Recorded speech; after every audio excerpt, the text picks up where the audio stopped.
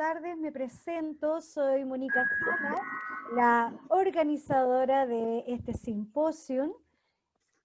Ahora nos toca la charla que yo sé que ha sido muy esperada, es un tema interesantísimo, no solamente para nosotras como mujeres, sino que para todo aquel que esté interesado en un camino, tal vez del sendero de izquierda, para aquellos que tal vez no sean de ningún sendero definido, tal vez para aquellos que a lo mejor ni siquiera son practicantes de magia, pero que están interesados en todo lo que es la figura de Lilith, por todo lo que ella representa. Quiero presentarle a Catherine, ahí ella también va a poder decir algo de ella, que nos va a hablar sobre Lilith.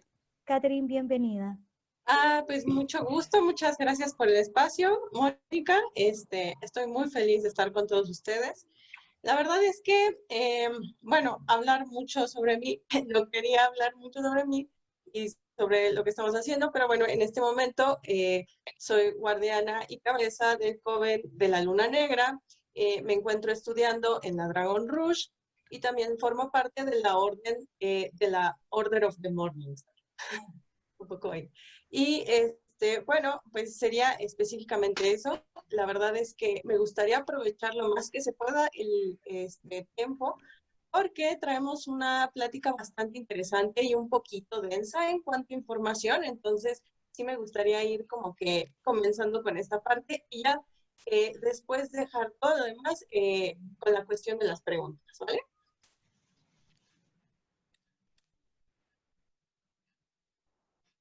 ¿Sí? Entonces, no sé si por aquí puedo comenzar a compartir pantalla, Sí, Mónica. estamos listos, sí, estás lista para Genial. compartir, dale nomás. Ok, pues vamos a comenzar con esta charla, ya que quiero como aprovechar el tiempo.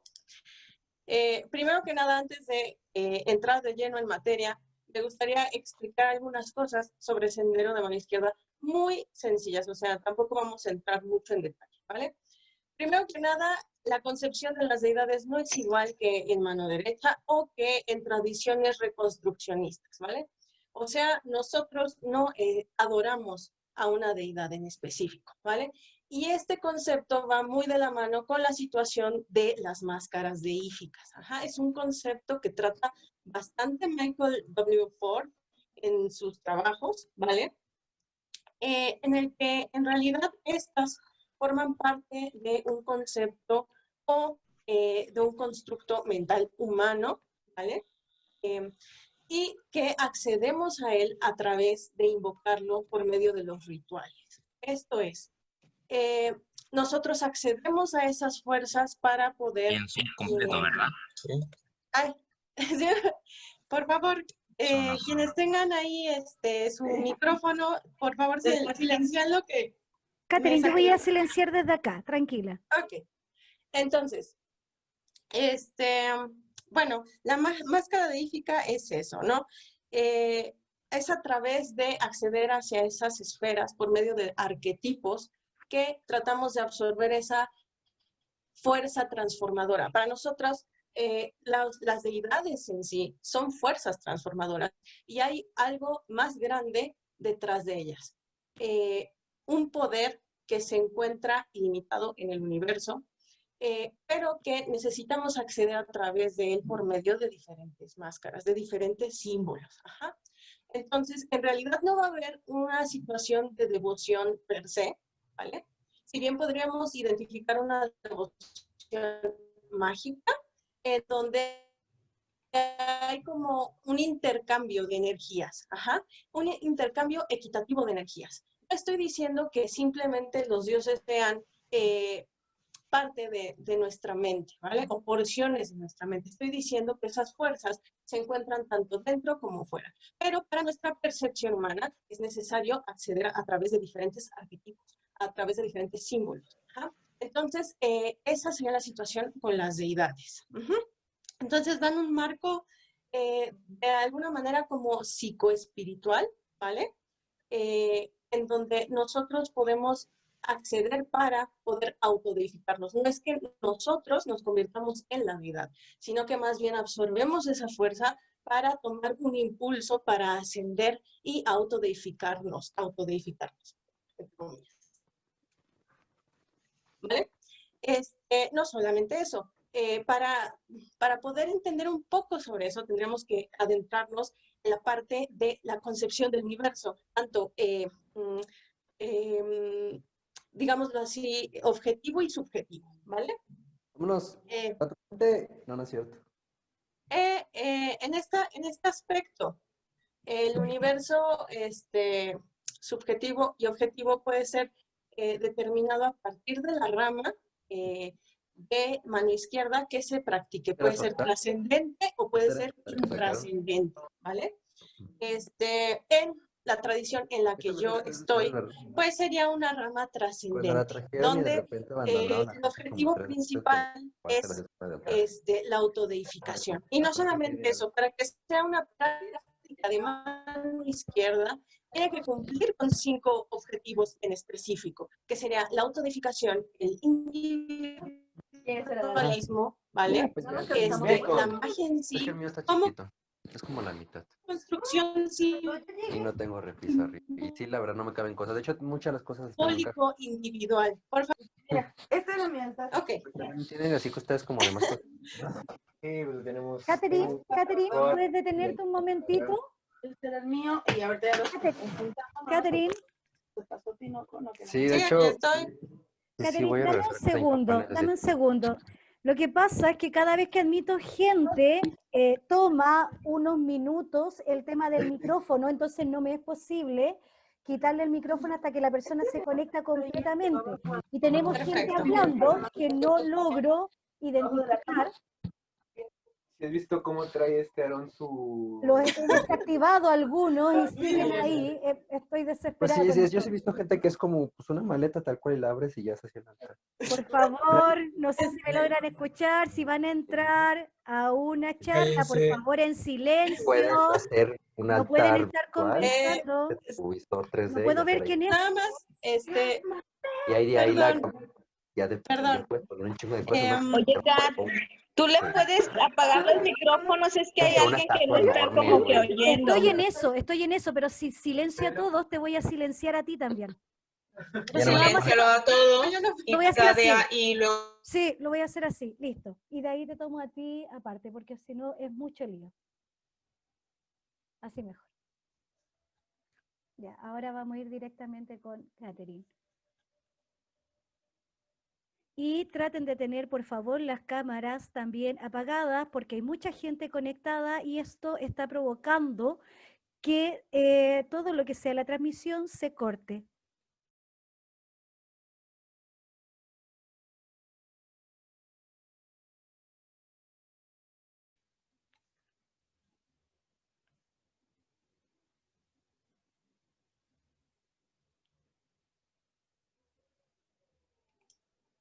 Ya, Catherine.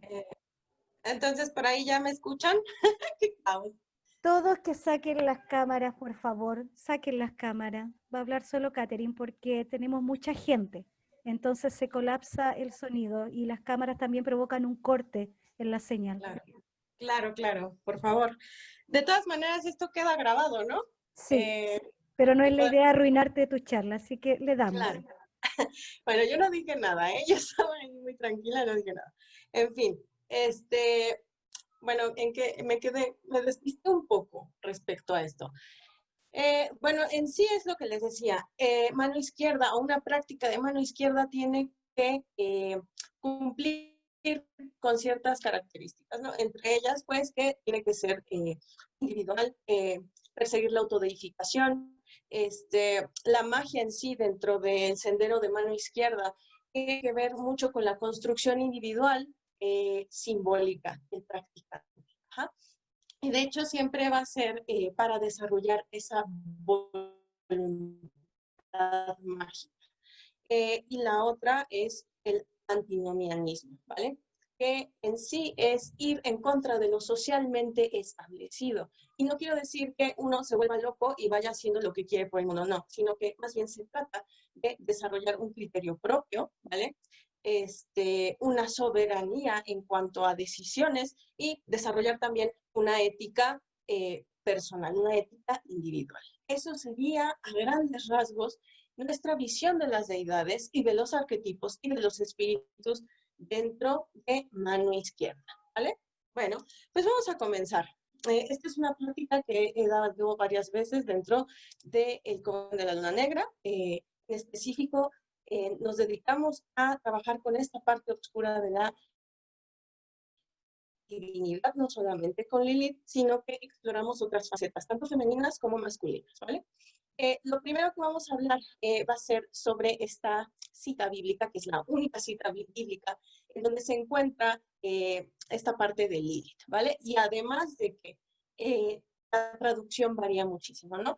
Pero esta cita bíblica engloba absolutamente todo lo que es Lilith, en tanto desde la cosmovisión sumeria a la tradición judía y esta parte cabalística. Ajá. Entonces, tenemos que Isaías 34:14 es una cita bíblica referente también a la destrucción de los reinos de Edom, que también veremos ahí esta parte del origen del mal según los cabalistas.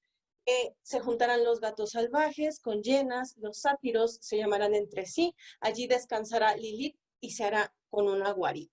La siguiente cita bíblica es la misma, solamente que con otra traducción. Las fieras del desierto se encontrarán con las hienas y la cabra salvaje gritará a su compañero. La lechuza también tendrá allí morada y hallará para sí reposo. ¿Ja? Entonces aquí encontramos dos figuras muy fuertes, ¿vale?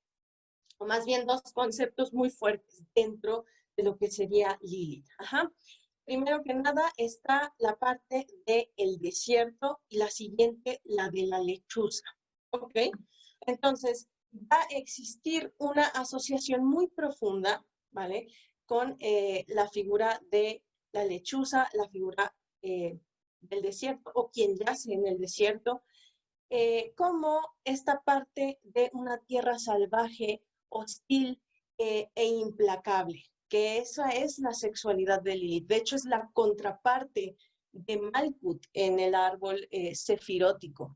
Malkut sería esta madre nutricia, madre dadora de vida, y Lilith sería esa contraparte, ese lado oscuro que tiene que ver con una sexualidad devoradora, lo infértil, lo salvaje, lo hostil, lo implacable, ¿vale? Esto sería muy importante dentro de la visión rabínica, ¿vale? Dentro del judaísmo. No me gusta utilizar esta palabra patriarcal, ¿vale? Pero en sí, su cosmovisión se basa en eso. Ajá. ¿Por qué? Porque vamos a hablar sobre las concubinas y el miedo hacia las amantes según los judíos, o esta visión rabínica de lo que está bien para una mujer y de lo que está mal. Y el mayor temor que podría venir a un hombre sería eso, esa sexualidad devoradora y salvaje que representa Lilith. No solamente eso, la mujer infértil. Por un momento imagínense que estamos hablando de una mujer, ¿no?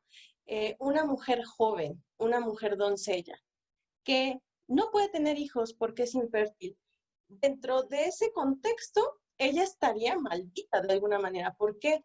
Porque va en contra de la naturaleza, en contra de lo que supuestamente, biológicamente hablando, tendría que llevar a cabo, ¿no? Que sería la concepción de hijos.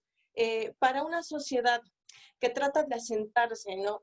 Y que tiene este aspecto agrícola muy impregnado, es algo tremendo, ¿vale? Entonces, eso, era un miedo que se encontraba entre los judíos, y también que es ese miedo que tienen los judíos en cuanto a enfrentarse a religiones ajenas a su tradición, ¿vale? Y esto lo vamos a ver en específico en esa destrucción del templo de Salomón a manos de Nabucodonosor II, ¿vale? Entonces vamos a ello. Ok, en esta primera parte vamos a estar abordando la situación de la mitología sumeria. En realidad, la figura de Lilith era concebida como un grupo de espíritus del viento en específico, y esta concepción tiene más o menos alrededor de 3000 años antes de Cristo, ¿no? Pero muchos eruditos situarían la raíz etimológica de Lilith en 700 antes de Cristo, ¿vale? Aunque hay algunos eruditos que dicen, no, estos espíritus del aire, estos espíritus de la tormenta, no tendrían nada que ver con Lilith. Lilith es una figura aparte, ¿no? Otros lo sitúan ahí. Esto es por una serie de errores de traducción, pero nosotros, como estudiantes, practicantes de mano izquierda, pues tratamos de abarcar también como parte de su máscara deífica, ¿vale? Lo siguiente a tomar en cuenta son estos derivados o estas raíces protosemíticas. Por ejemplo, Lil, como noche, ¿no? Que se traduciría literalmente como un demonio nocturno o femenino, ¿vale? Que también sería traducido como criatura de la noche, búho nocturno o chillido de búho.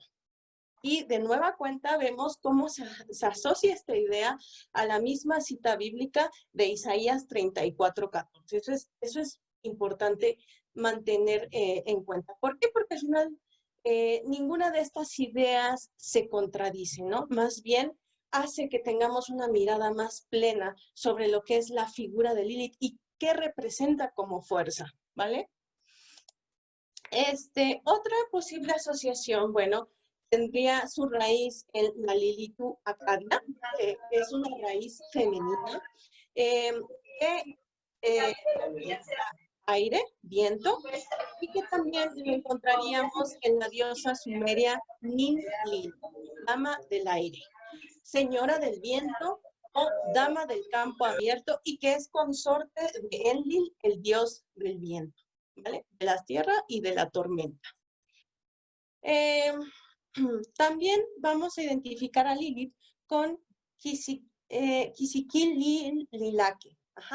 Es un ser femenino que se menciona en la epopeya de Gilgamesh, en específico el poema que tiene que ver con el árbol Julupu. También este epíteto, o bueno, más bien, este nombre estaría acompañado de otro que es Kisikil Udakara, o doncella que ha robado la luz. Este significado es muy bonito, la que roba la luz, la doncella que se ha apoderado de la luz y que de cierta manera se identifica con la luna. De hecho, en la visión cabalística también Lilith tiene mucho que ver con Yesod, con la luna y con su lado oculto, que sería Gamaliel. Bueno, en sumerio pues tenemos estas raíces, en plural son Lilin, el masculino plural sería Lili y el femenino singular Lili o Lilith. Y en acadio sería Lilu y el femenino sería Lilitu. Vamos a ver un poco sobre lo que sería esta épica de Gilgamesh y el árbol Julupu. Probablemente este es el mito que más se utiliza para decir que Lilith tiene esta raíz como sumeria, ¿no? Este poema conformaría parte de otros poemas que iban como sueltos, o sea, no forman como tal una epopeya, ¿vale? Y también sufriría ligeros cambios en los nombres acadios posteriormente. En específico, aborda el siguiente tema. El Julupu va a ser un árbol sagrado, ¿vale? Que va a representar el cielo, la tierra y el inframundo. Inanna quiere hacerse su lecho y su trono con él. Esto le daría soberanía como diosa de los 3 reinos. O sea, vean qué fuerte es esto. Ella cuida de este árbol, porque en el mito lo menciona, ella cuida de este árbol, y el árbol echa raíces y etcétera, y de repente llegan estos 3 seres a usurpar su dominio, ¿no? Que es el ave Ansu, una serpiente inmortal, y Lilith. En específico, el ave Ansu en algún momento también se inmiscuye por ahí en alguna otra historia mitológica en donde roba las tablas de los destinos. y él se encuentra en esta parte de el cielo, ¿no? Imagínense, o sea, si nos ponemos a analizar un poco más esta parte, podríamos entender que el ave Ansu, la serpiente inmortal y Lilith serían como seres primigenios, ¿vale? O sea, es esta misma temática en donde los dioses del orden, los dioses civilizadores vienen y se ponen como a luchar contra esas fuerzas del caos, contra esas fuerzas primigenias, para poner orden en el universo. Es lo que quiere Inanna, quiere hacerse del poder en el árbol, ¿no? En sí, dice el poema, entonces la serpiente, que no podía ser hechizada, hizo su nido en las raíces del árbol julucu. El ave Ansu puso a sus pequeños en las ramas del árbol y la oscura Lilith hizo su hogar en el tronco. Gilgamesh golpeó a la serpiente, que no podía ser hechizada. El ave Ansu voló con sus pequeños a las montañas y Lilith destruyó su casa y huyó a los lugares inhabitables y salvajes. Los lugares inhabitables y salvajes es el desierto. Para los babilonios, en específico, este mito, el lugar salvaje e inhabitable es el desierto. Y de nueva cuenta, volvemos con esta parte de la mujer infértil, ¿vale? Ok, esta epopeya en realidad se menciona como Lilaque o Kisiquil Lilaque. Me parece, en algún momento leí que Lilaque quería decir como espíritu del agua, pero no lo recuerdo muy bien, donde también se le asociaría de cierta manera a Lilith como una entidad primigenia del agua, ¿no? Pero, bueno, es Samuel Kramer quien traduciría la palabra como Lilith. Pero en realidad no se sabe si realmente se refería a la Lilith que conocemos. Suelen asociarlo con la parte del relieve de Burney. Ajá. Y bueno, este relieve es como es el más famoso, es el que siempre vemos asociado a la figura de Lilith. Muchas veces yo lo he visto en diferentes blogs, en diferentes lugares que citan esta parte y que hacen referencia a que este es Lilith. Pero en realidad no es así. En realidad no se sabe a quién pertenece porque lo que sí se sabe es que representa a una deidad por la forma en la que está dispuesta, ¿no? Pero en sí no se sabe si representa a Ishtar o representa a su hermana del inframundo, Ereshkigal.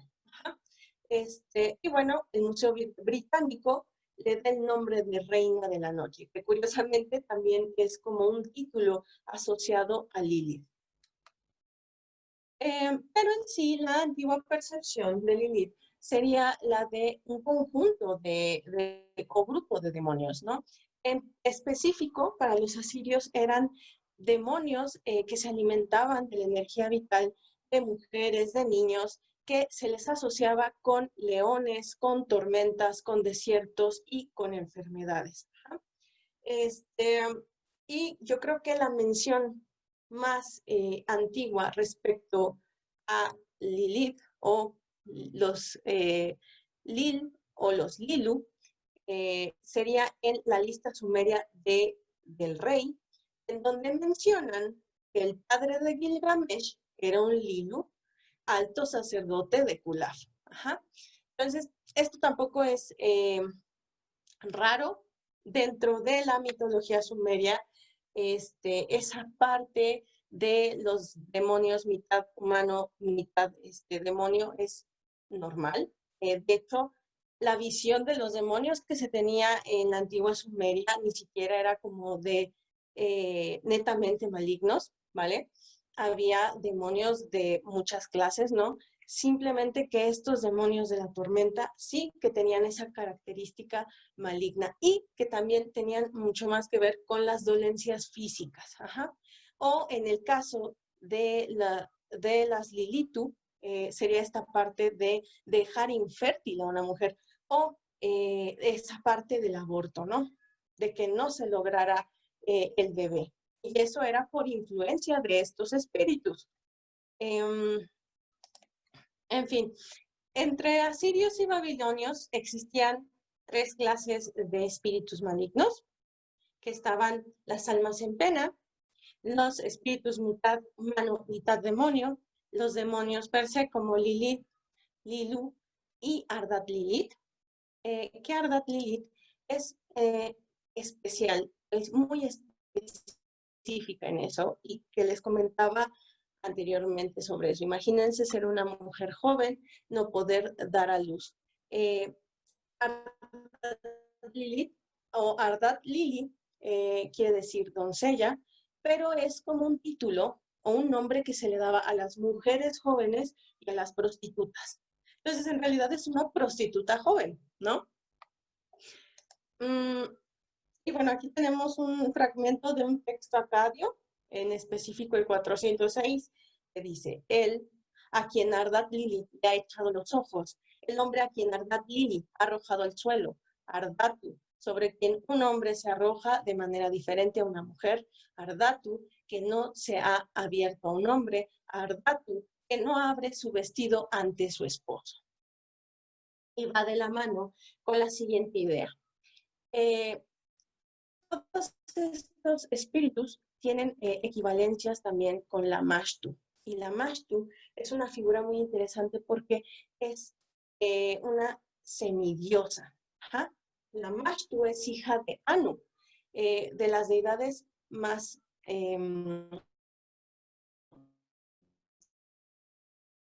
altas, por decirlo de alguna manera, y que por rebelarse contra su padre es echada de esos como cielos superiores, ¿no? Lo curioso de la Mashtu es que no es instruida por los dioses para cometer malevolencia, sino que ella va y lo hace por su propia voluntad, ¿no? En este aspecto, lo que les decía, no nada más los demonios tenían que ver con una parte del inframundo, también podían encontrarse en diferentes niveles. Ya les digo que la concepción del mundo según los sumerios tenían cielos superiores, cielos medios, cielos inferiores, la tierra como tal, el inframundo y el abismo. Y no sé si por ahí se me escapa alguno, pero más o menos es por ahí, ¿no? Entonces podías encontrar demonios asociados al inframundo, pero también podías encontrar demonios asociados al aire, a los cielos, ¿vale? Y bueno, se decía, o sea, así como en todos esos mitos que tienen que ver con los Lilu, con las Lilitu, con Ardat Lilith, etc., la Mashtu era una entidad que seducía a los hombres y que dañaba a mujeres embarazadas, ¿no?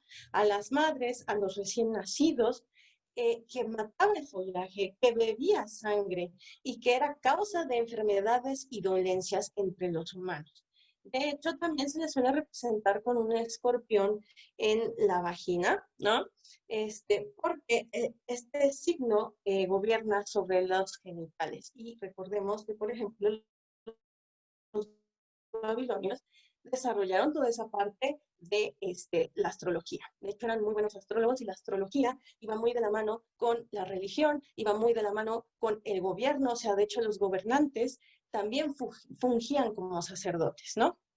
Y aquí tenemos esta placa en contra de la Mashtu, en donde tenemos como figura principal a su consorte Pazuzu. De hecho, Pazuzu, quien gobernaba sobre los espíritus del aire, era el único ser que podía aplacar a la Mashtu. Y aquí viene una idea muy interesante que después sería retomada por los judíos, que es esta parte de entidades que rigen sobre otras entidades. En este caso, Pazuzu se le invoca, se le llama para poder aplacar a la Mashtu. En el caso de los judíos, sería esa parte de llamar a un ángel para aplacar al demonio, ¿no? Y bueno, en la inscripción dice lo siguiente: soy Pazuzu, hijo de Anu, Hambi, soy rey de los demonios del aire que desciende con fuerza a las montañas haciendo estragos. Esta estatuilla pues se encontró junto con la placa que vimos anterior contra la Mashtu, ¿no? Y justo era para que alguien no cayera enfermo y para proteger a los recién nacidos y a las madres embarazadas.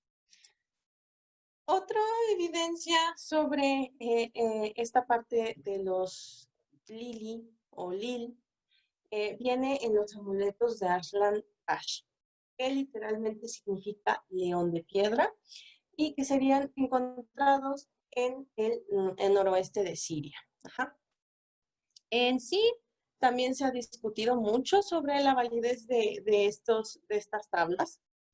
En sí no se sabe si realmente son originales, porque algunos dicen que pueden ser una réplica hecha por allá de 1930, pero en realidad no se sabe bien, ¿no? En sí representa, si se dan cuenta aquí, hay una loba, hay una esfinge y hay un hombre, podría ser una deidad masculina que sostiene un hacha. Esta inscripción, bueno, esta placa tiene una inscripción mágica en contra de unos demonios del aire o de una diableza del aire. La inscripción principal que se encuentra en la deidad, me parece, dice un encantamiento para la demonio voladora. Ajá. El vínculo de Sun, hijo de... que no sé cómo se pronuncia, pero bueno. Tomen estos y digan a los estranguladores: en cualquier casa a la que yo entre, ustedes no deben entrar, y en cualquier patio que yo camine, no deben caminar. Se ha establecido para nosotros un vínculo eterno. Ashur lo estableció para nosotros, junto con todos los dioses y la consulta de todos los santos, a través de la esposa de Hauron, que siempre dice la verdad, y sus coesposas, y a las 8 esposas de Baal. Siguiente inscrito, el esfinge dice: oh demonio que vuela en una cámara oscura, sigue tu camino de inmediato, oh Lili. Y inscrito en la deidad alrededor dice que su boca no abra, que salga el sol eternamente, eternamente. Ajá. Esto sería precursor a lo que voy a hablar un poco, que va muy del tema de la tradición judía, que es los cuencos arámicos, judeo-arámicos, ¿vale? Estos cuencos judeo-arámicos serían como una especie de exorcismo o de divorcio, porque supuestamente es como que deshacerse de la entidad, como divorciarse de la entidad, ¿no? Tanto física como espiritualmente. Y en estos se trata este tema de Lilith. De hecho, yo creo que los cuencos en sí serían una forma muy directa de entender esa concepción de Lilith como demonio, demonio concebido desde la tradición judía, ¿no? En sí, la angiología y la demonología judaica a veces parece ser como una transformación de dioses paganos, ¿vale? Que son reconocidos, pero que no se les reconoce su divinidad, ¿no? Entonces eso pasa con Lilith. Y para los judíos sería una, ¿cómo decirlo así? Una figura sincrética. ¿Ah? Ahora, en este caso es importante hablar un poco sobre el exilio de los judíos en Babilonia, que esto es lo que tiene que ver específicamente con Lilith, ¿no? Y cómo también sería en algún momento tomada como consorte de Dios. Es un tema súper polémico, pero es así. Tiene que ver con este exilio. Primero que nada, debemos entender que los babilonios serían conquistados, ¿no? Más bien, los judíos serían conquistados por los babilonios en el año más o menos 600 a.C., ¿vale? Comandados por Nabucodonosor II, ¿ajá? Y quien sería que destruye el primer templo, que era la central el lugar central de actividad religiosa judía. Ajá. Muchos serían desterrados de Israel y serían llevados a Babilonia y otros se quedarían en Judea. Entonces se escriben dos Talmud, el Talmud Babli y el Talmud de Jerusalén. Ajá. Obviamente el Talmud Babli tendría muchas ideas sincréticas, por lo mismo de que de alguna manera todas las ideas babilonias se impregnarían, ¿no?, dentro de esa tradición judía. Después de esta conquista, pues vendría la conquista de los persas sobre Babilonia. Muchos de los judíos regresarían a su pueblo natal, llevando esta parte de la tradición babilónica.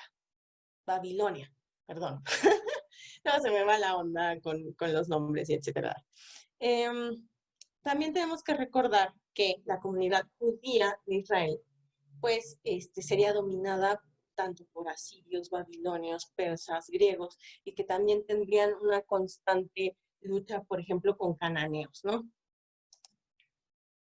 En sí, pues el Talmud es instrucción o enseñanza, es lo que quiere decir la palabra, y es una obra que recogería principalmente, o que recoge principalmente las discusiones rabínicas sobre leyes, tradiciones, costumbres, narraciones, etcétera, etcétera. O sea, es un compendio inmenso de la tradición judía.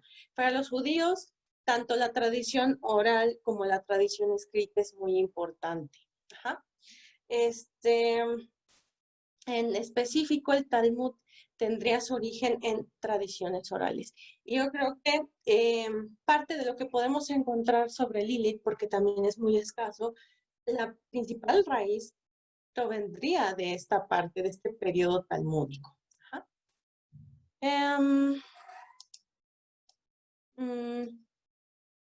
En sí, se vería esta parte de Lilith, su nacimiento es muy importante dentro de toda esta ideología, ¿no? Porque explicaría también esa parte demoníaca, ¿no? Se va a establecer desde el periodo talmúdico una relación muy estrecha entre Lilith y la divinidad. Y hay muchísimas versiones sobre su nacimiento. Ajá. En algunas se dice que fue directamente creada de la misma manera que Adán, o sea, de la tierra. Solo que Adán sería creado de una tierra buena, por decirlo de alguna manera, y Lilith sería creada a partir de los sedimentos impuros de la tierra. Y esto tiene una carga muy potente. ¿Por qué? Porque ahí se dice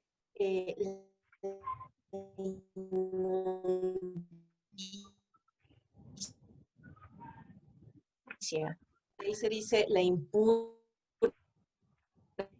ahí se dice la tierra, de verla como, pues sí, parte de la maldad, parte de lo maligno, ¿no?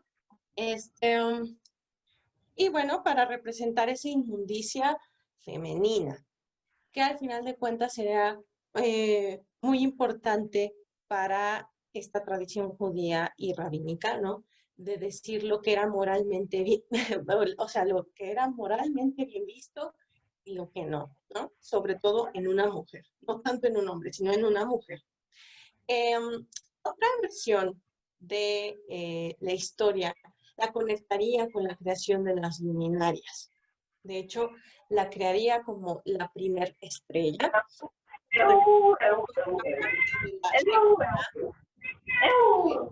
La Shekinah, que es la presencia divina de Dios, que es esa parte femenina de él, estaría asociada a Venus y a la estrella del alba, la estrella matutina y la estrella vespertina.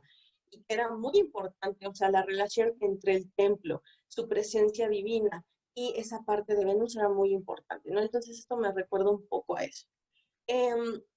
También se dice que una vez que nació de alguna de las misteriosas formas que nombramos antes, ella comenzó a volar. De nueva cuenta, la parte de las alas es muy importante, ¿no? ¿Por qué? Porque nos nos remite esta idea del viento, de la tormenta, de la lechuza, de algo que se encuentra como en un nivel espiritual, ¿no?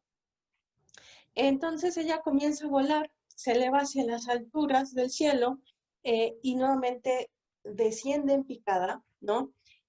Hasta que llega como con los querubines. Ajá. Y esta parte sería muy interesante porque también la relacionaría no solamente con Adán, sino que con esferas más altas, ¿no? Hasta llegar al propio Dios, ¿vale?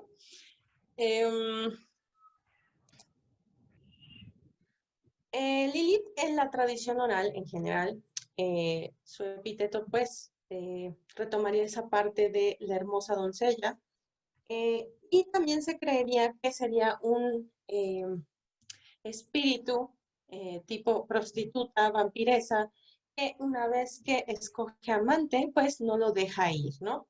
Pero sin poderle dar verdadera satisfacción. La única satisfacción que da Lilith es momentánea, es sexual, ¿no?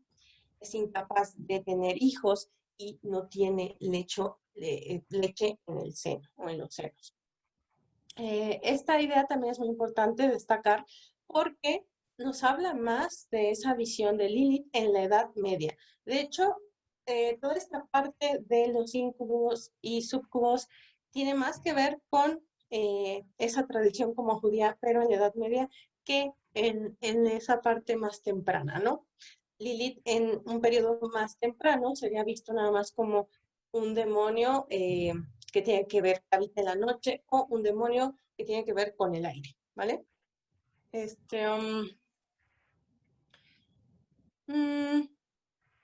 Y bueno, la referencia que todos conocemos sobre Lilith como la primera esposa de Adán se encuentra en el alfabeto de Ben Sira, que en realidad es un texto medieval fechado entre 700 y 1000 después de Cristo. Es una narrativa específicamente satírica, pero también conserva ideas muy complicadas y sofisticadas, ¿no? De lo que sería la tradición judía. Y pues sí, este escrito tendría 4 partes. Pero lo más importante de esto no es como analizar el escrito como tal, sino más bien el ver esta referencia entre Lilith y Adán. Que de hecho, eso lo encontraríamos en el Génesis 1:26, que es muy curioso estas 2 citas bíblicas que les voy a leer rápidamente. Dice, entonces dijo Dios, hagamos al hombre a nuestra imagen y semejanza, conforme a nuestra imagen y semejanza, y señoree en los peces del mar, en las aves de los cielos, en las bestias, en toda la tierra, y en todo animal que se arrastra sobre la tierra. Y creó Dios al hombre a su imagen y semejanza, y Dios creó a varón y hembra y los creó. En este pasaje bíblico está diciendo que el hombre y la mujer nacieron al mismo tiempo. Fue creado por Dios al mismo tiempo. Pero luego la Biblia hace algo muy interesante en el Génesis 2, ¿no? 21-22, que dice, entonces Jehová Dios hizo caer en sueño profundo sobre Adán, y mientras éste dormía, tomó una de las costillas y cerró la carne en su lugar. Y de la costilla que Jehová Dios tomó del hombre, hizo una mujer y la trajo al hombre.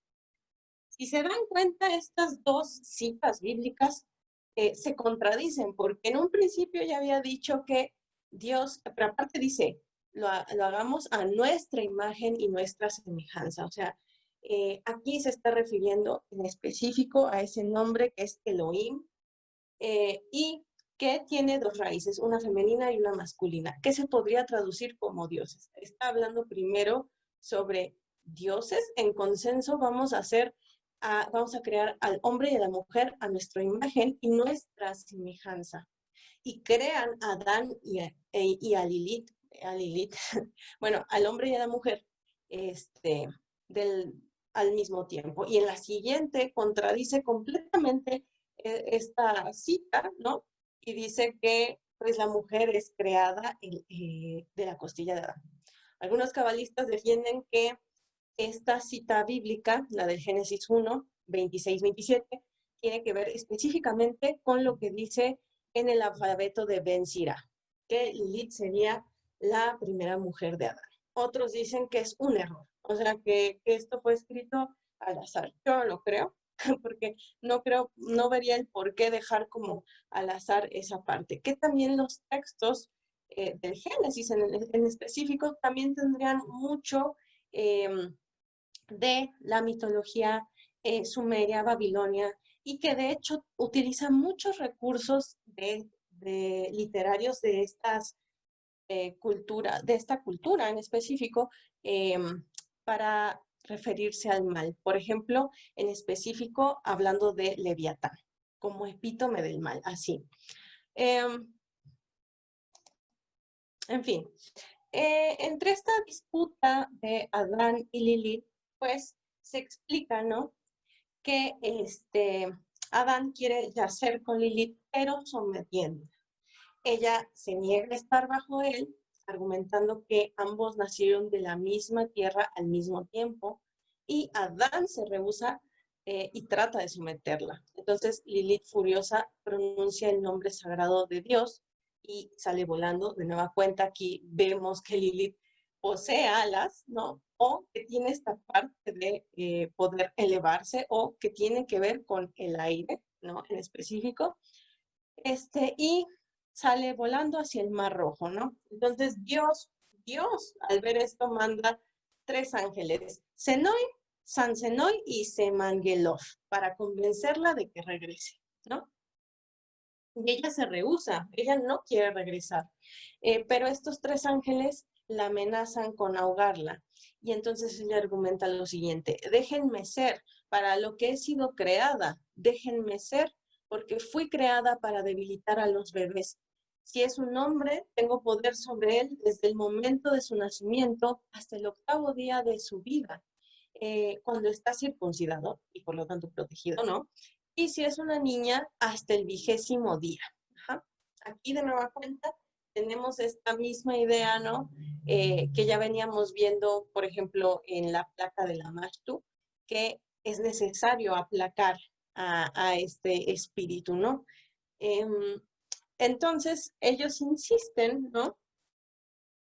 Y ella responde como: siempre que vea sus nombres o sus imágenes en un amuleto, no haré daño al niño. Y en específico, pues esto representa esa parte, pues como de esa tradición exorcista de los demonios en la tradición judía, ¿no? Y que se utilizaría bastante como un talismán contra estos espíritus malignos. En otro escrito que trata esta figura de Lilith, podríamos encontrarlo en el Testamento del Rey Salomón, que estaría fechado entre los siglos 3 y 4 después de Cristo. Es una obra pseudográfica, ¿vale? Escrita en griego, pero que retoma ideas judías y sumerias. Ajá. En este relato, el ángel Miguel le da del rey Salomón un anillo mágico, el cual le daría protección contra todos los demonios, ¿no? Entonces Salomón se le hace interesante ir preguntando a todos los demonios que conoce quién es su espíritu regente, o sea, a quién debe de llamar para que se sometan bajo su voluntad, ¿no? Y entonces en el texto se aborda una figura muy similar a la de Lilith, que se involucra en todo el contexto del pasaje. Esta se llama Obisut. Esta Obisut después sería como retomada, ¿no? Como Bisa o Abisu. Y según esto sería el nombre místico de Lilith, ¿no? O sea, de alguna manera, si tú tienes este nombre místico, tienes control sobre Lilith como un demonio, ¿no? Y bueno, el relato es muy interesante porque dice lo siguiente, ¿no? Y lo que parecía ser una mujer por su cara vino a mí, velando su cuerpo y sus extremidades con el cabello que se había soltado. Esta parte dentro del Talmud es importante, o sea, se le suele representar así a Lilith, con el cabello suelto, con una figura, ¿cómo se le dice? ¿Cómo se le dice? Pechos prominentes, etcétera, etcétera, ¿no? Y dice, y yo, Salomón, le dije al demonio, ¿quién eres? Ella dijo, ¿y quién eres y por qué deseas saber lo que soy? Pero si deseas saber esto, entonces ve a las cámaras reales, lávate las manos, siéntate nuevamente en tu trono y pregúntame. Luego aprenderás, oh rey, quién soy yo. Entonces, Salomón va y hace esto, ¿no? Y ella le responde con su nombre, que es Obisut, ¿no? Y le dice, no duermo de noche, pero doy vueltas por todo el mundo y visito a las mujeres en cama infantil. Cuando veo que se acerca la hora, tomo mi lugar y cuando veo un momento oportuno, estrangulo al niño. De nueva cuenta.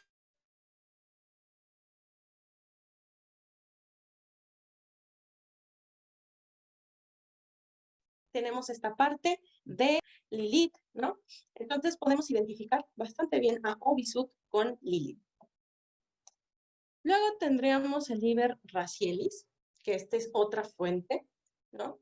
En sí, la versión más conocida es la traducción al latín de la Edad Media, y que también es como un texto mágico, ¿no? En donde se contiene una serie de textos referentes a astrología, fragmentos de textos de épocas diferentes, la construcción de talismanes y amuletos. Y en este se dice en específico, te conjuro, primera Eva, en el nombre de aquel que te creó y en el nombre de los 3 ángeles que el Señor te envió y que te encontró en las islas del mar.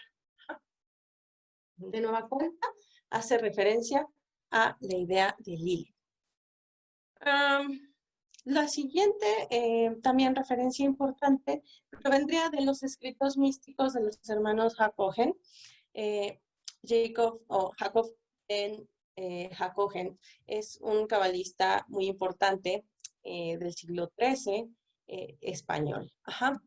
Entre las ideas más importantes de este cabalista nos menciona que Lilith no nacería nada más sola, ¿no? Sino que nacería junto con Samael. Y dice que específicamente de la excreción del vino, una emanación del trono divino y que tendría que ver con esta parte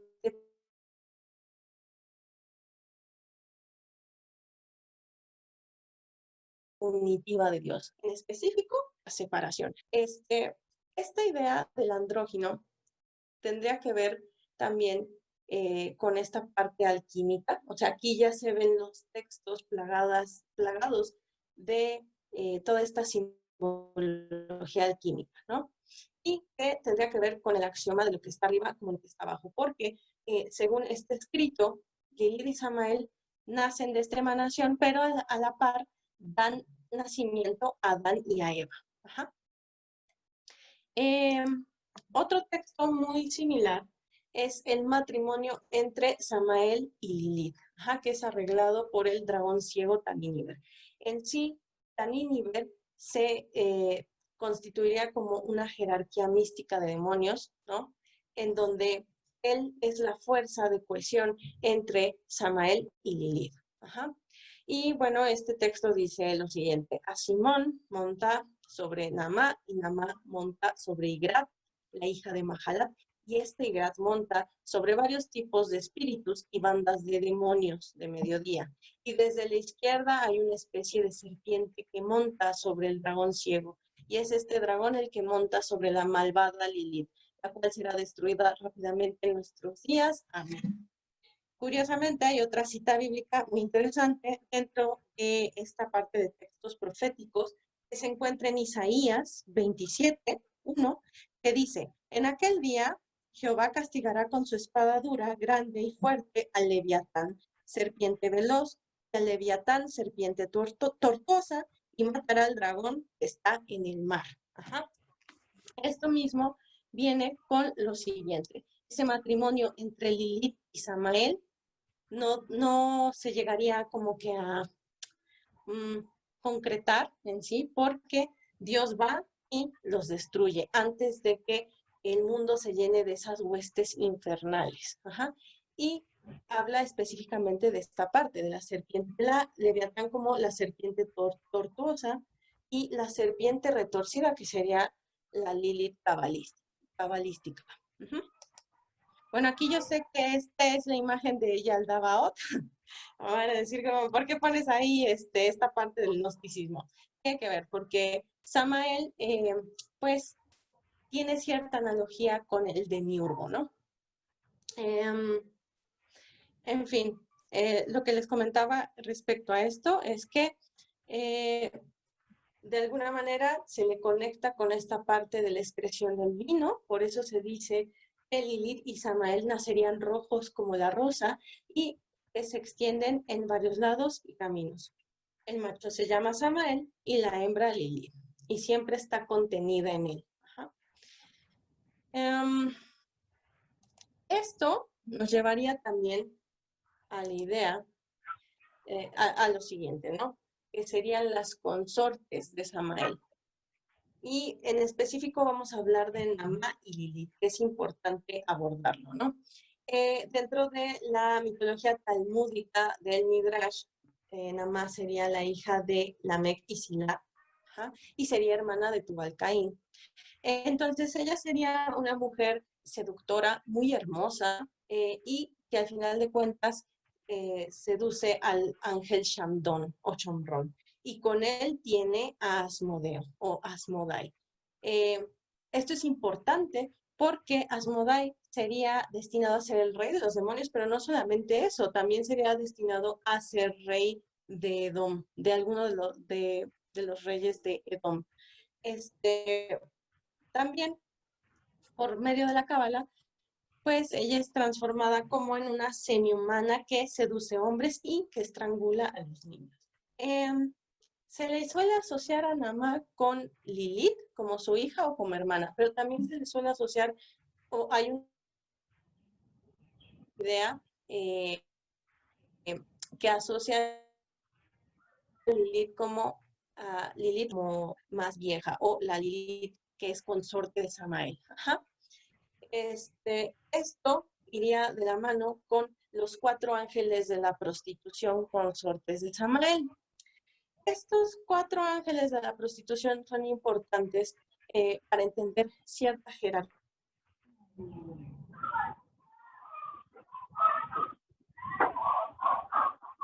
demoníaca. Ajá.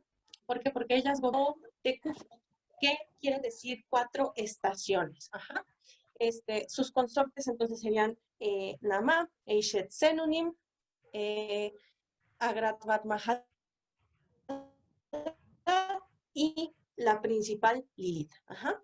Y ellas regirían sobre cada punto cardinal, pero aparte también regirían sobre una jerarquía de demonios indeterminada, o sea que no se sabe cuántos demonios son, ¿no? Y bueno, también existe otra leyenda en donde Naamá y Lilith visitan a Adán después de que Adán y Eva son echados del jardín del Edén, ¿no? Y ellos se encontraban separados por 130 años. Entonces, ellas sostienen relaciones o encuentros sexuales con Adán, y de estos encuentros nacen las plagas de la humanidad. Llegamos a la parte más importante de toda esta parte judía, ¿no? Que sería el ascenso que es resultado de esa catástrofe con la destrucción del templo y el exilio de Israel, ¿no? Se dice que, pues, la presencia divina, la Shekinah, abandona a sus hijos, al pueblo de Israel. ¿Y qué pasa cuando los abandona? Pues se destruye el templo. Y entonces, como resultado de esa separación, pues Lilith asciende al trono y se convierte en la matrona, ¿vale? Esta misma idea también tiene que ver con la historia de Agar y de Sara, que tiene que ver con el nacimiento de Ismael.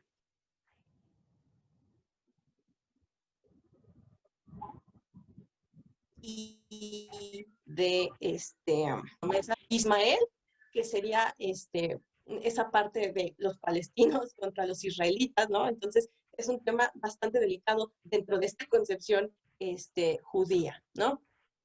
También lo vemos con esa parte de las 4 concubinas de Esaú, que Esaú se opondría a esa parte de la tradición, sería como muy rebelde, se iría a las tierras cananeas a habitar el desierto y vendería a su hermano, porque él era el primogénito, entonces él le cede esa parte, ese derecho a su hermano por un plato de lentejas, ¿no? Imagínense qué fuerte. Y se dice que de Esaú surge esta parte de los reinos de Edom. Y bueno, en sí, el apodo de Esaú tiene que ver con eso de Edom. Edom es como el rojo. Y bueno, esta parte pues dice, el rey Dios envió a buscar a la matrona y tomó a la esclava Lilith en su lugar. ¿Quién es esta esclava? Ella es la corona extranjera, es uno de los títulos más referentes a Lilith, ¿no? Ella es la corona extranjera, cuyo primogénito Dios mató en Egipto. Solía sentarse detrás del molino de mano y ahora esta sirvienta es la heredera de su amante. El rabino Shimeón lloró y dijo, el rey sin la matrona no se llama rey. El rey que se unió a la esclava, y esta esclava estaba destinada a gobernar la tierra santa de abajo, como la matrona anteriormente gobernó sobre ella. ¿Vale? En sí, esta sería parte de la tradición judía. Esto escalaría aún más con el paso del tiempo, ¿no? Las leyendas se irían transformando porque obviamente Lilith es una figura sincrética. Entonces encontraríamos historias similares en la Edad Media, en diferentes lugares, muy cercanos al Mediterráneo, ¿no? En donde el mismo cuento es esta parte de la mujer maligna o el espíritu maligno que se encuentra con un santo o con el profeta Elías o etcétera, ¿no?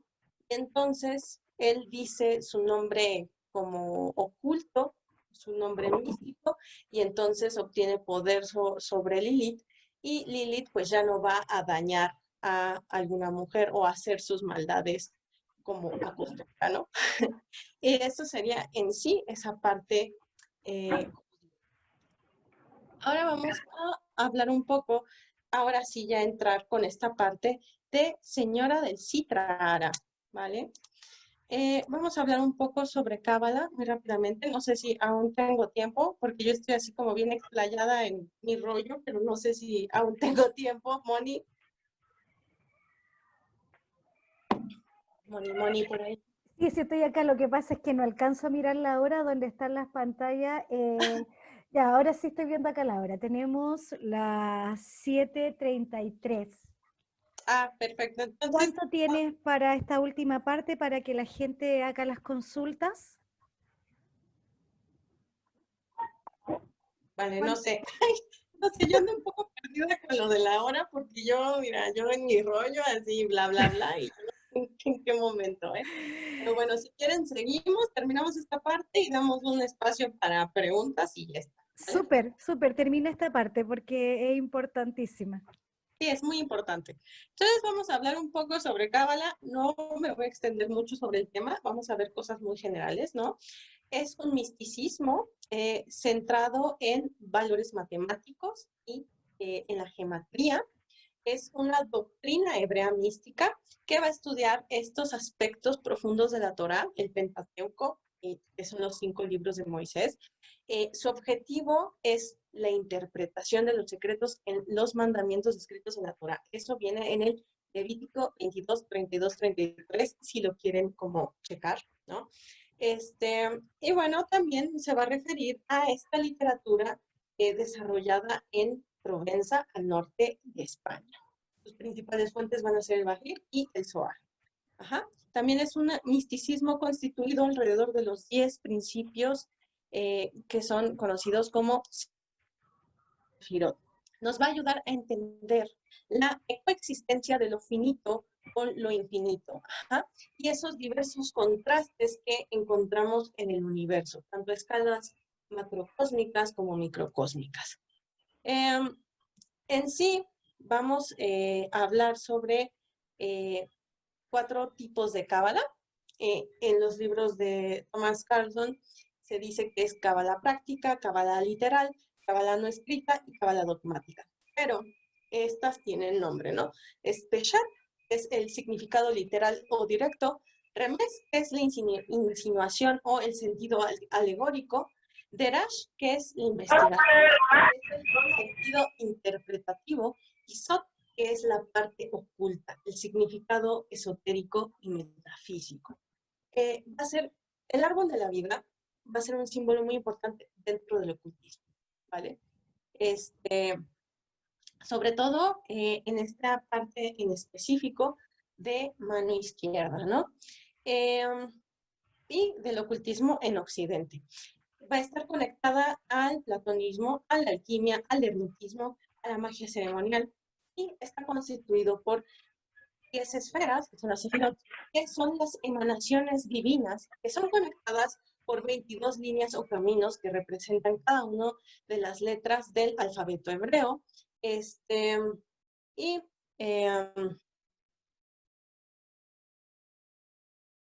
sí, ese sería como está constituido el árbol. Ajá. Van a ser los 10 principios primordiales y divinos. Representan fuerzas cósmicas, emanaciones divinas,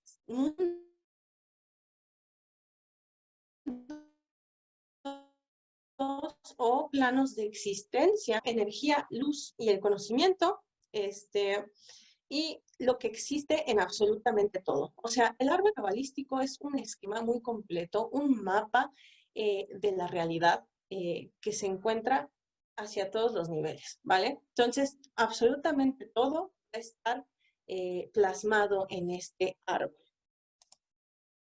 En sí, Sefirot puede estar relacionada a la raíz Sefer, que quiere decir texto, y que literalmente significa libro, a Sefar, es número, a Sifur, que es comunicación. Entonces, estas 3 divisiones van a representar algo muy poderoso. ¿Por qué? Porque es esa parte de la cualidad, la cantidad y la comunicación. Ajá. Que en sí tiene que ver con cómo se forman las letras, ¿no? No solamente en un espacio físico, ¿no? Sino también en esta parte fonética, que es muy importante dentro de esta concepción mística de las sefirot. No vamos a hablar mucho sobre esto, vamos a ir directamente a los 3 pilares. Vamos a tener el pilar del medio, que es el pilar del equilibrio, o también conocido como el pilar de la bondad. Vamos a tener el derecho en la misericordia y el izquierdo en el del rigor. En específico, el origen del mal, muchos cabalistas lo plantean desde el pilar izquierdo, en específico de donde proviene el nombre del pilar, ajá, que sería Jebura. Ajá. Jebura rige sobre las fuerzas de la severidad y son fuerzas de separación. Ajá. En sí, las fuerzas de Chesed, que es la fuerza de la misericordia, y las de Jebura encuentran su equilibrio en Tiferet. Ajá. En el lado izquierdo, estas fuerzas de severidad representan los límites. Son muy importantes para crear. De hecho, nuestro proceso mental va por ese lado, ¿no?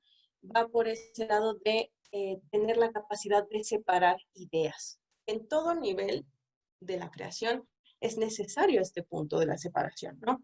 Pero cuando esta separación se ve como aislada de lo demás, es donde surge esta figura del adversario. Ajá. Las sefirot del lado izquierdo son Binah, Jebura y Hod.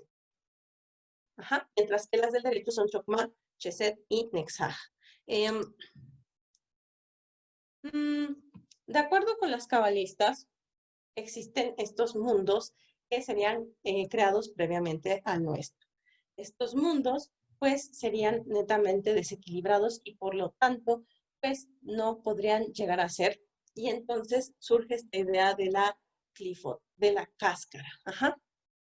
Estos mundos, pues, serían creados a partir de estos principios de la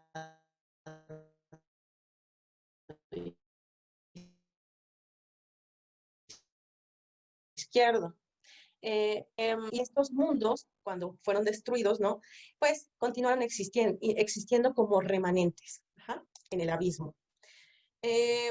Las clifot serían llamadas como los excrementos de la creación, estarían asociados a niveles materiales, incluso estados más bajos, más densos de la materia.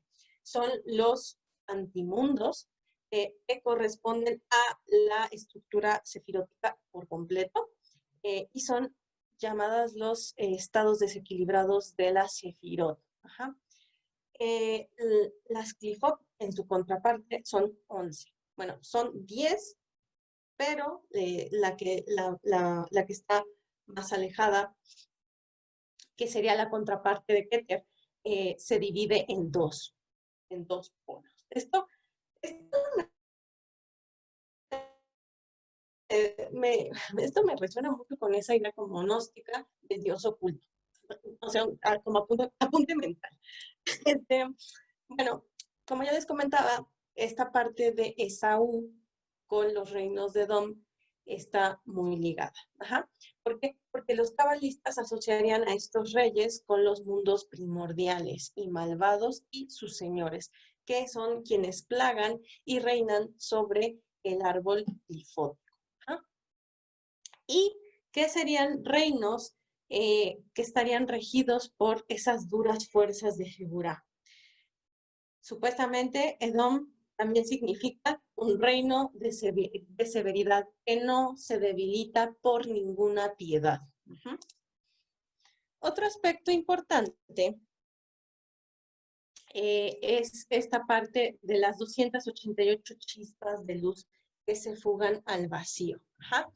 Esto en específico proviene de la idea y los escritos de Isaac Luria, ajá, que en la cosmovisión de Luria pues estaría basada sobre la idea del Simsum, lo que significa originalmente concentración o contracción. Entonces, digámoslo así, que el universo se haría posible por este proceso de contracción en Dios.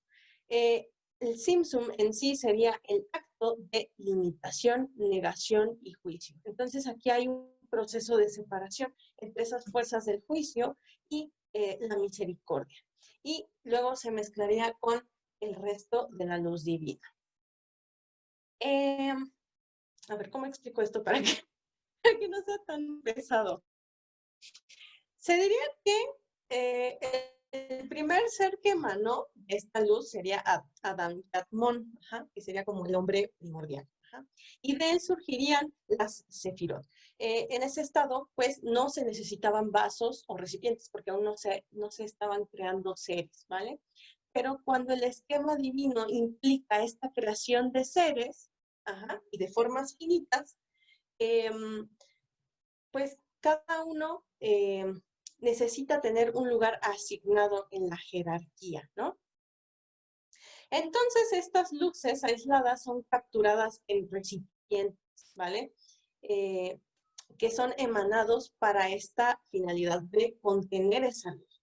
Entonces, en los primeros recipientes, que serían Keter, Binah, Keter, Binah y Chokmah, creo que sí es, pues esa luz se mantiene estable, ¿no? Pero cuando llega al punto de la siguiente sefirot, entra con tanta fuerza que éstas se destrozan y se hacen añicos, ¿no? Entonces esos trozos caen dentro del abismo, ajá, y dan inicio o dan vida a esa parte del abismo, a las cáscaras, que ya habíamos dicho que eran las clifot, ¿no? Entonces lo impuro se mezcla con lo divino. Y entonces esto da movimiento a las esferas del abismo, les da vida y a sus habitantes y a sus jerarquías. Ajá. No sé si me expliqué. No sé si me expliqué, está un poco enredado. Pero a ver, en la cuestión de preguntas, pues vamos ahí como aclarando, ¿no? En fin, esto es simplemente un proceso de separación, ajá, para dar forma al universo en sí. Bueno, el árbol de la vida, la creación, es llamado el Citra de Kedusha, que es el lado sagrado, mientras que el lado maligno, pues, se llamado el Citrara, o que significa el otro lado. Lilith, la serpiente, se enrosca en el árbol del conocimiento del bien y del mal, que estaría representado por Dad. O sea, esto se conecta directamente con la no Sefira, que es Dad. Este es otro concepto a veces difícil de entender, ¿no? Entonces, en el árbol original, por decir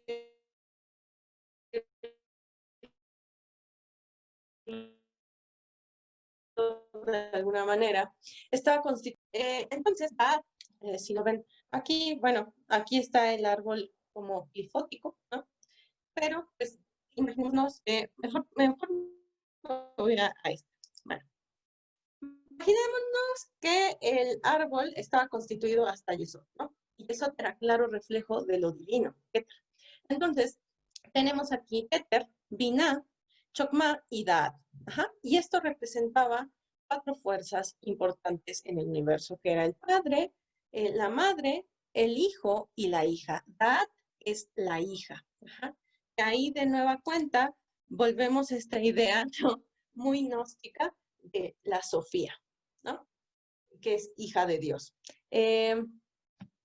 Da'at, pues, correspondería a esa parte de la hija, el conocimiento. Ajá.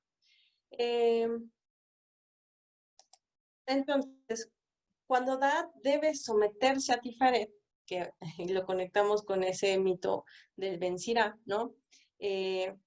Da'at se rehúsa, o bueno, pasa algo que cae al abismo, ¿no? Fuera del árbol original de la vida, se pierde esa parte del conocimiento que Da'at, de hecho, se vuelve como un puente entre ambos mundos, ¿no? Y en sí, Da'at es un puente para conectar a la divinidad. Como compensación de esta pérdida de Da'at, digámoslo de alguna manera, se tiene que retomar el reequilibrio, ¿no? Entonces, Da'at, que representa Lilith, de hecho, si se dan cuenta, Da'at está por encima de Tiferet. Tiferet sería Adán, ¿no? Y entonces Adán, pues, toma ese punto por encima de esta como mujer primigenia, ¿no? Y es reemplazada con la Sefira de Malkut, que representa a Eva. Ajá. Entonces decimos que Malkut es la mujer caída, sometida por la fuerza solar de Tifaret. Ajá. Y de esta manera se crea el mundo material y su existencia continúa mediante la concepción material. Pero, digámoslo así, que Eva, Malkut, cría dentro de sí misma a Lilith como su oscuro alter ego. Entonces volvemos a conectar esta idea de la madre dadora y nutricia contra la mujer infértil, la mujer salvaje. Y de hecho, pues ya hablando como tal, como Clifa en sí, Lilith, la Clifa Lilith, o Nahemó, o Malkut Leila, que yo siento que es más atinado decir que es Malkut Leila, porque es en sí, la traducción sería el reino de la noche. Entonces creo que esa parte sería como más apropiado llamar a la clifa, Malkut Leila. Pero en sí, todos reconocen esta clifa como Lilith, ¿no? Entonces, Lilith como clifa, como fuerza o como esfera, sería el reflejo anticósmico de Malkut, o sea, es su antítesis. Entonces, representa todas las fuerzas salvajes y oscuras del plano material, aquellas que no pueden ser domadas,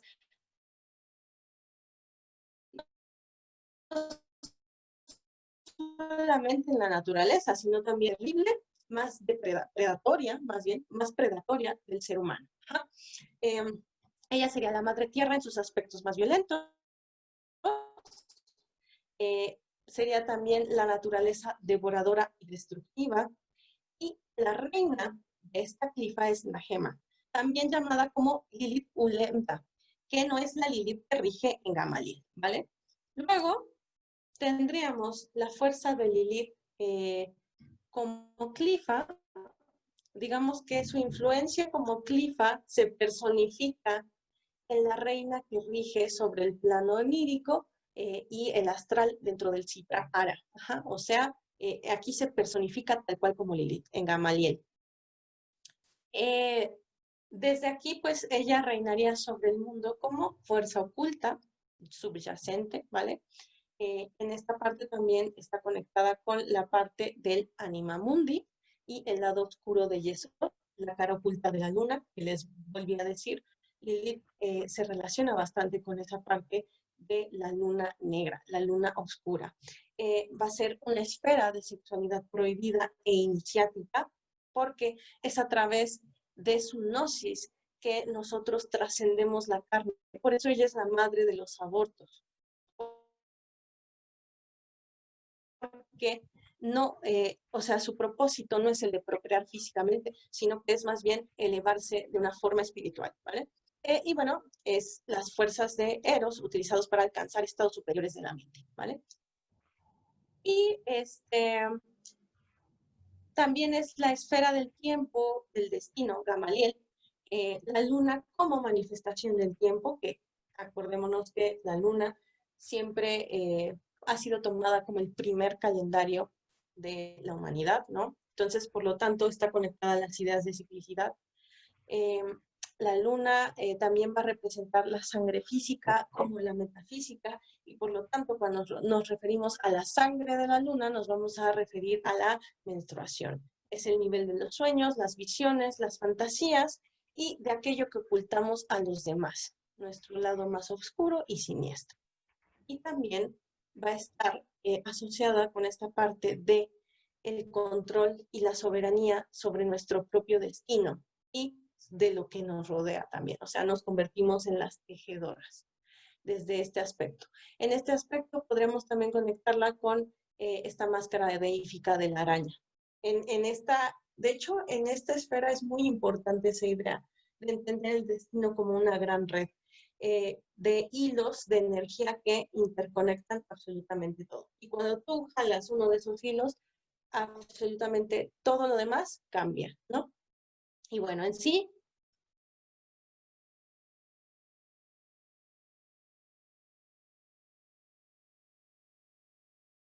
esta sería la charla, lo que tenía que comentar al respecto. Súper, Catherine. Si quieres, deja de compartir la pantalla para que veamos las preguntas, que hay mucha gente que está preguntando. O si quieren, chicos, para no ir leyendo yo, háganlo a través de sus micrófonos, por favor. Nos queda poquito tiempo. Ay, ya te me extendí un poco, lo siento. No, tranqui. Chicos, hablen ahora o callen para siempre. Sí, ya. Es ahora o nunca. ¿Sí? Es ahora o nunca.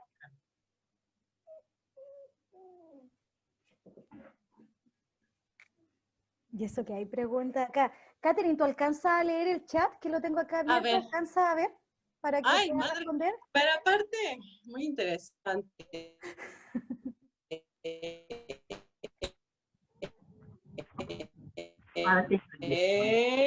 Se le puede poner una cósmica Lilith en el árbol de la muerte. Híjole, digo, los mitos tienen ese carácter, ¿no? O sea, nosotros como seres humanos somos los creadores de mitos. Si tú lo consideras de esa manera, creo que estaría bien, ¿no? Pero hay una cosa en concebir eso desde, o que tú llegues a ese entendimiento a partir de esto, ¿no? Porque al final de cuentas es el objetivo de analizar esto, pero yo en sí no haría como ese,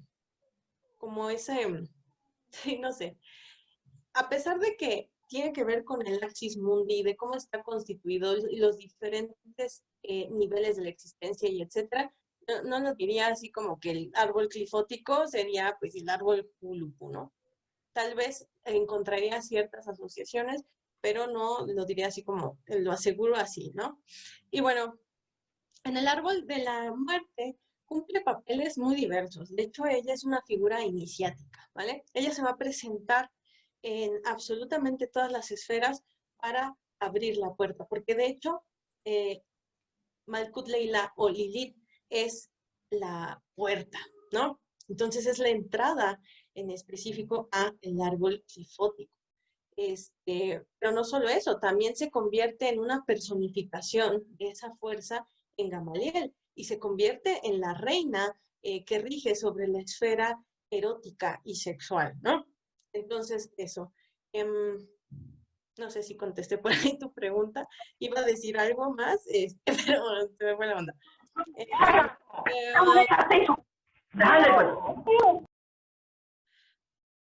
Dice, más allá de lo teórico, ¿quién es Lilith para ti y cómo la has incorporado a tu vida o día a día?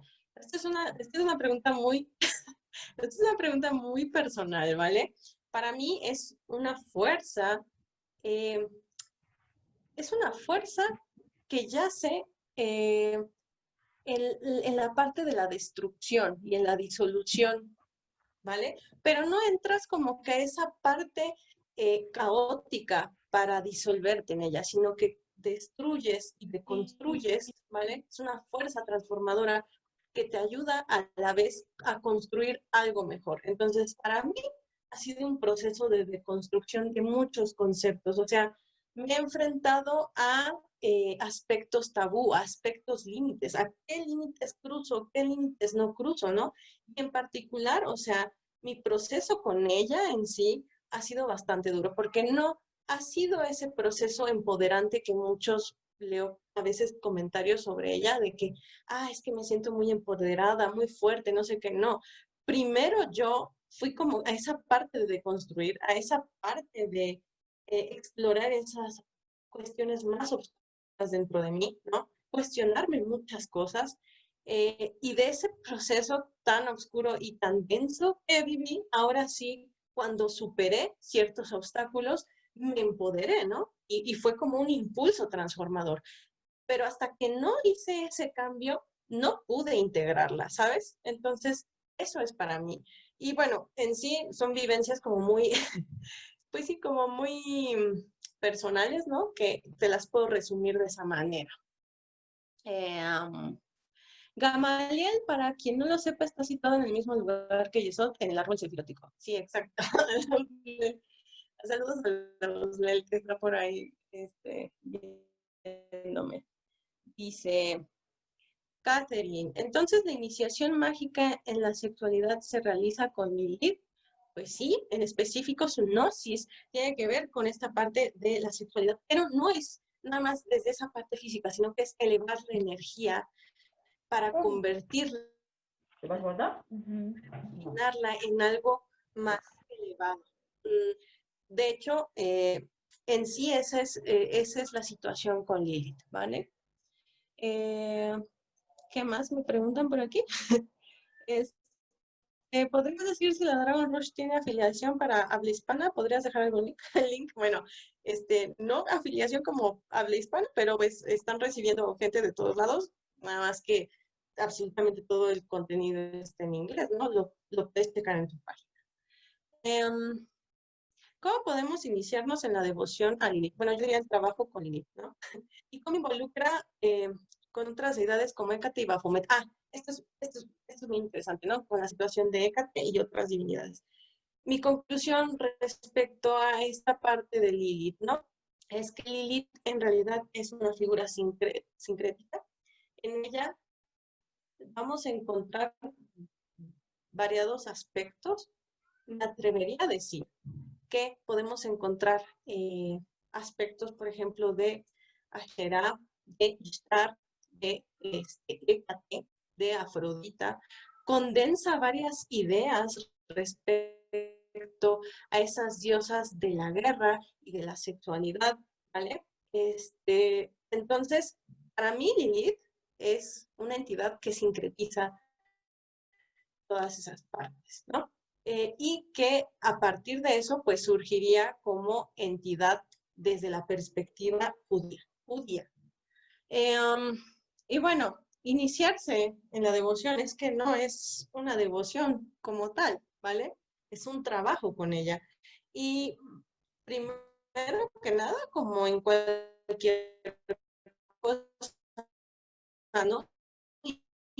Investigando, adentrándose más en tu figura. Sí, hay mucho material en donde se habla sobre invocaciones, sobre trabajos ritualísticos, etc. Para empezar, yo te digo, ¿cuál sería tu objetivo de ir y conectar con estas fuerzas, ¿no? Eso es muy importante tenerlo en cuenta. ¿Por qué? Porque cuando comienzas un trabajo ritual de esta índole, no es ¿vale? Tienes que ser fuerza, de alguna manera sea integrada en ti. Y para que pase eso vas a pasar por varias situaciones que a mi parecer no son fáciles porque son transformadoras y tiene que ver cierta alquimia espiritual, ¿vale?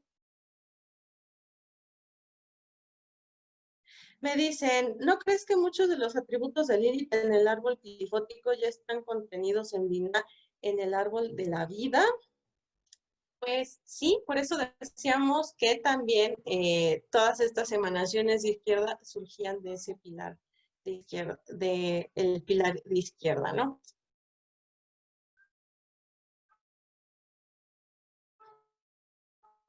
Tanto Binah como Geburah como contar en Binah. Sobre todo esta parte de esa madre como primigenia o como fuerza primigenia. Claro que sí, ¿no? Pero pues desde la visión cabalística pues también tiene conexión, ¿no?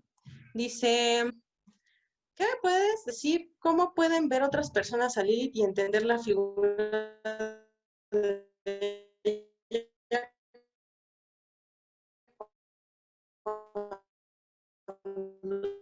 saben que es mi guía? No sé cómo verían las personas a Lilith.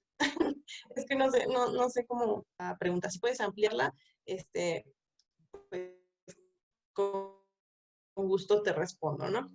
Y no sé, no veo más preguntas por aquí. No sé si hay alguien que quiera hablar. Es que no sé muy bien cómo está esto del chat. Yo quisiera hacer una pregunta, pero quisiera contextualizar. ¿Sí me escuchan? ¿Sí me escuchas? Sí, perfecto, Ok. sí. Justamente tiene que ver con la pregunta que te hicieron, bueno, con la observación que te hicieron acerca de que muchas de las características de Lilith ya se ven en el Yesod.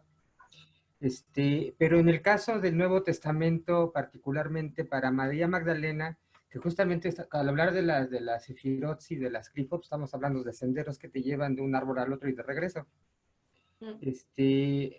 El caso de María Magdalena no sería como una reivindicación o una de la Lilith que había en ese entonces hacia el otro lado que podría ser el de la luz. Pues la verdad es que no lo había pensado así, más bien la conectaría con esta parte de la Sofía. O sea,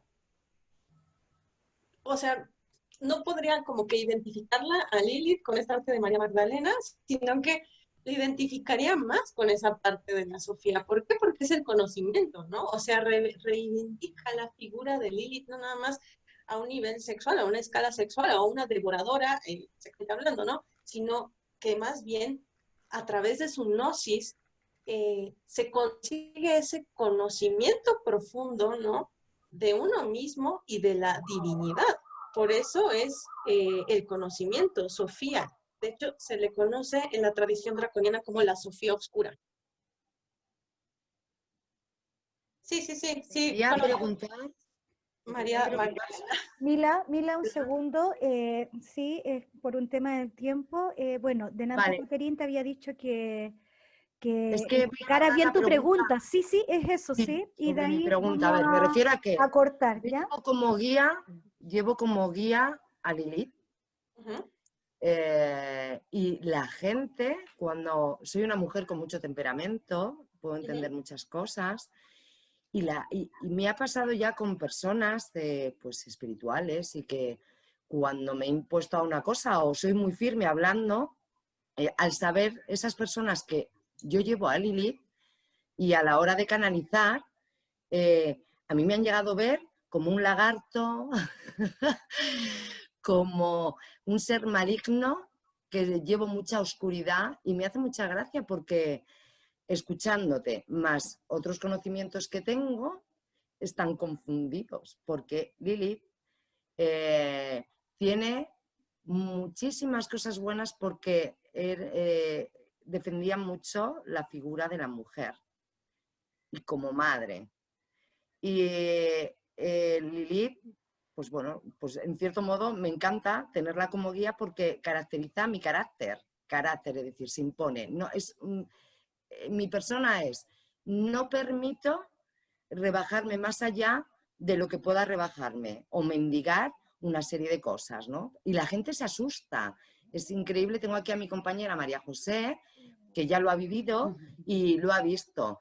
Puedo decir que en una de las situaciones nos hemos encontrado porque nos juntamos y espiritualmente ayudamos a las personas y puedo dar gracias a mi guía Lilith a que a mí me ha salvado de cosas un poco duritas, la verdad. Es decir, gracias a su personalidad y a esa bravura, ¿no? Que podrán poner culebras y todo lo que quieras, ¿no? Pero defiende mucho las injusticias, no soporta las mentiras y mi persona tampoco. Es decir, yo cuando veo una injusticia, para cerrarme la boquita tengo que contar 10, bueno, no llego. Me quedo casi con el empiece del número 1. Y mucha gente me ve así, es decir, ve rápidamente que llevo mucha oscuridad, culebras, me han visto como un lagarto. Hombre, no estoy en mi mejor momento ahora, ¿no? Pero me refiero que me parece increíble lo que llegan a hacer las diferentes religiones ante cosas que en realidad ni ellos muchas cosas no sabían. Claro. Es decir, una serie de escritos, creo que estás de acuerdo conmigo por lo que he estado escuchándote, y se les olvida, tenemos el ser humano, la grandeza y el camino de quedarnos primero con lo malo, pero sin mirar el porqué de lo malo, ¿no? Esos pasitos de... Okay. Bueno, sí, o sea, entonces entiendo una visión como teísta y bueno, creo que es, o sea, que si tú la tomas como guía es válido, ¿vale? Esa sería como esa situación entendiéndola como una fuerza externa o como una deidad guía como tal. Pero, por ejemplo, en el sentido de sendero de izquierda, en realidad no es que tengamos como deidades matronas o patrones, ¿vale? Nosotros, estas deidades están en constante movimiento porque al final de cuentas sí, cada uno se convierte en guías, pero nosotros somos los que hacemos el trabajo de fondo, ¿no? O sea, es nuestra voluntad la que nos lleva a esa fuerza transformadora, que para mí eso es lo más importante dentro de la gnosis de Lilith, ¿vale? Pero digo, también está esta parte empoderadora de Lilith, ¿no? Que también tiene mucho que ver, a cuento, con la situación feminista, ¿no? O sea, hay una relectura de Lilith a partir de este pensamiento feminista, ¿no? Y que se vuelve un ícono, ¿no? En sí eso sería lo que te comento y pues la verdad es que sería un trabajo bastante denso el llevarla como tal, en ese sentido más teísta como una guía o como maestra, ¿no? Por acá me dicen, perdonen, pero lo del enneagrama, la verdad es que no tengo ni idea y para contestarte cualquier cosa, pues es que no sé sobre el enneagrama. Trato de contestar a lo que sí sé, ¿no? Y a lo que puedo como contestar, ¿no? Pero eso no tengo idea, una disculpa. Tendría que informarme más para poder opinar al respecto. Catherine, ¿sí? Lo que pasa es que estamos pasados de la hora y tengo al otro expositor esperando. Sí. Que me estaba perfecto. Con... Entonces, hasta aquí lo dejamos. Muchísimas gracias a todos. ¿Algo que quieras decir como para cerrar, agradecer a la gente que te estaba escuchando? Pues, de verdad, muchas gracias por este espacio, muchas gracias por su tiempo. Sé que fue como un poco una bomba de información, pero cualquier duda que tengan respecto a esta charla, cualquier comentario, etcétera, bueno, pues siempre pueden o contactarme desde WhatsApp o desde mi perfil de Facebook. Siempre estoy atenta a dudas y etcétera, ¿no? Y pues sería nada más eso. Muchísimas gracias y pues nos estaremos viendo pronto si es que se vuelve a hacer algo como esto, ¿no? Me encantaría participar. Sí, por supuesto que se van a seguir haciendo actividades así. Como esta charla queda grabada, cuando se suba al canal de YouTube, yo voy a poner los enlaces que tú me enviaste para que la gente se ponga en contacto contigo. ¿Ya? Genial, Porque se muchísimas nota gracias. mucho interés en el tema. Así que muchísimas gracias, No, Katy, ¿de por qué? el tiempo, por la preparación. Preparaste un PowerPoint increíble. Así que, de verdad, nada más que agradecerte la dedicación que pones Gracias, siempre. gracias. ¿Ya? Muchas gracias a todos los presentes también. Voy a tener que cortar ahora porque viene la charla El culto a la serpiente. Así que muy buenas noches acá, desde Chile. Muchas gracias. Chao, que estén bien. Besos. Nos vemos. Bye.